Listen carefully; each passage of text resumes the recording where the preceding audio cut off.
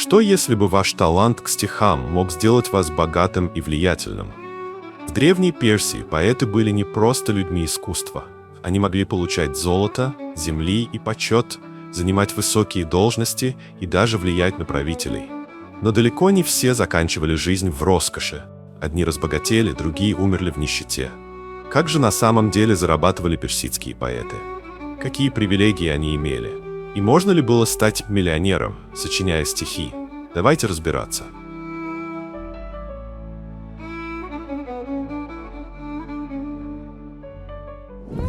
С древних времен поэты в Персии играли важную роль в обществе.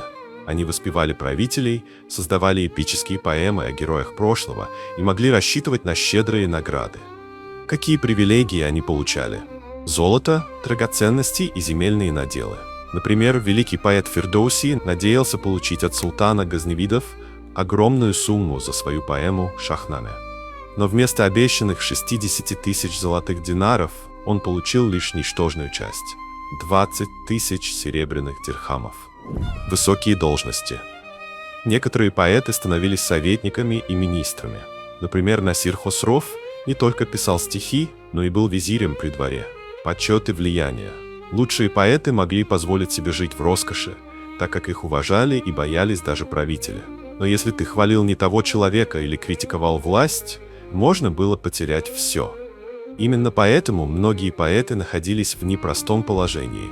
До появления печатных станков книги переписывались вручную, а значит, они стоили очень дорого.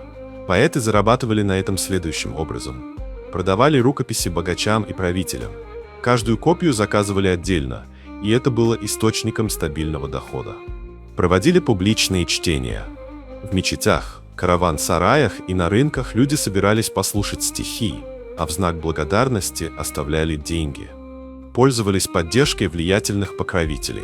Например, Омар Хайям получал деньги не только за поэзию, но и за астрономические труды. Однако не все поэты шли этим путем. Некоторые предпочитали духовную жизнь.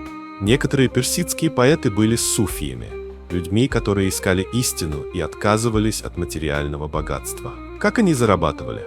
Ученики и последователи делали пожертвования.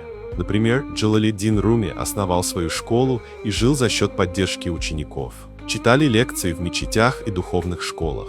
За это им тоже платили. Создавали суфийские ордена. Влияние этих орденов помогало собирать деньги на содержание поэтов. Но даже среди таких поэтов были те, кто не знал бедности. Например, Саади путешествовал по многим странам и получал деньги от правителей, которым посвящал свои стихи. Некоторые поэты действительно добились богатства. Например, Саади жил в достатке и путешествовал по всему исламскому миру. Омар Хайям был не только поэтом, но и ученым, а потому получал большие деньги за свои труды. Но были и те, кому не повезло. Фирдоуси умер в бедности, так как султан обманул его с выплатами.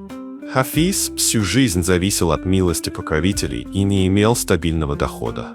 Быть поэтом в Персии – это был не только талант, но и огромный риск. Одни могли разбогатеть и жить в роскоши, другие умирали в нищете, если не находили покровителей. Но главный урок, который можно вынести из их судеб – талант всегда имеет ценность, но важно уметь его правильно использовать. Желаю каждому, кто смотрит это видео, финансовой мудрости, больших возможностей и хороших людей рядом, которые помогут достичь успеха. Поддержите канал лайком и подпиской. Это помогает выпускать еще больше интересных роликов. А те, кто хочет поддержать автора лично, информация вас ждет в закрепленном комментарии. Спасибо за внимание. До встречи в новых выпусках.